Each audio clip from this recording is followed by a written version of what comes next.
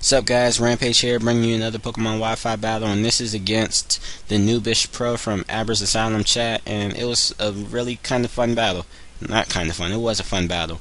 He leads off with a Deoxys Speed and goes for the Stealth Rocks. I lead off with my Scarpedo, and he's still faster because Deoxys Speed has like a lot of speed. Now I'm just going to go for the U-turn and go out into my Notori because I think that's the best thing to do right now. I'm pretty sure that thing had a sash, so Flare Blitz wasn't the best move. Now he's going to go for the taunt, and I like played so predictable and went for the Stealth Rocks. So now I'm just going to go for the Gyro Ball and KO the Deoxys. Now he's going to go out into his Gliscor, and I'm going to go for the Gyro Ball, and that's not going to do too much. And his Gliscor went for the Swords Dance, and then he goes for the Fling, so now like it's probably an acrobatic one. I'm going to go for the Leech Seed to negate the Poison Heal recovery, so that's kind of cool right there. Yeah. So now he's going to set up his second Swords Dance. I'm not too scared, even though this is my special defensive Notori. And like Notori is like so bulky. It is like the most bulkiest Pokemon, not the most bulkiest Pokemon in 5th gen, but it's like real bulky. So I'm just going to keep going for the Gyro Ball, wither him down some, so I can revenge kill him with either of my sweepers. So that's kind of cool right there.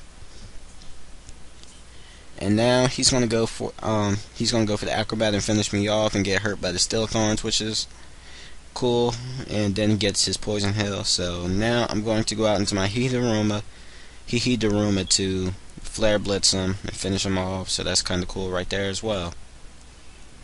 And yeah, so now he's going to go out into his Ambipom, which is a big pain. And I'm just going to switch out into my Arcanine to get some Intimidate off on that thing. And he's going to predict the switch and go for the double hit. Good play on his part, but it still doesn't do too much to my Arcanine because my Arcanine is a defensive, bulky Pokemon that cannot be stopped by anything. So yeah, he's going to go for I'm going to go for the Morning Sun, predicting the switch. And he switches out into a Slowking, which I really don't have. Well, no, I have two grass type attacks on this team, so it's not too much of a problem like it is to my Arcanine, but not too much. He's gonna go for the Boiling Water after I went for the Toxic, and Toxic is the best move to get on this thing because it's extremely bulky, and yeah. So now I'm going to go for the Morning Sun and get most of my HP back, and he's going to go for the Toxic, so that kind of makes me sad.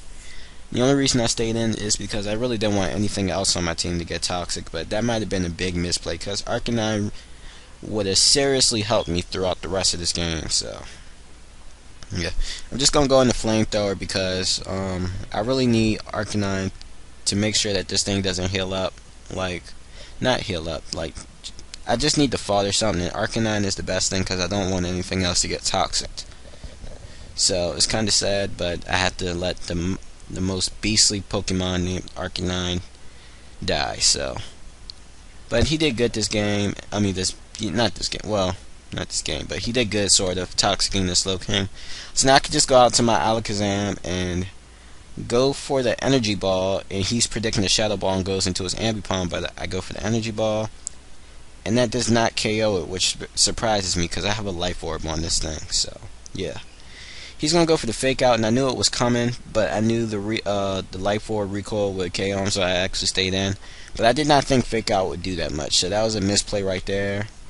So yeah, now I'm gonna go for the high jump. He's gonna go for the high jump kick on my Vaporeon. I take it not too nicely, and I thought he would predict the Protect and not go for it again, but that's not what happens. So yeah, now I'm going to go out into my Reggie, my Grotle, Reggie as in Bush, Reggie Bush, because it's a bush. Do you get it? So anyway, I go out to my Grotle, and this is a Stockpile, Toxic, Synthesis, and Seed Bomb Grotle, so it's meant to stall out, obviously, and do some damage.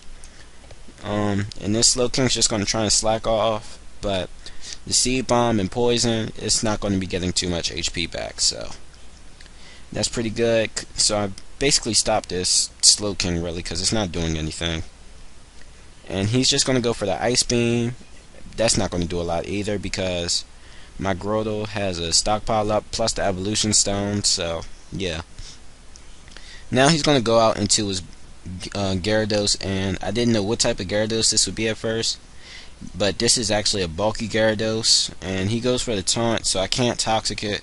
And if I would have got that thing toxic, I don't really know how if that would have helped me at all. Well, it might have. Yeah, it probably would have. But now he's gonna go for the Dragon Dance, but my Heateruma is still faster and fast enough to get off a Flare Blitz, and that's gonna do past half damage, and that's without being banded. So Heateruma is a real powerhouse.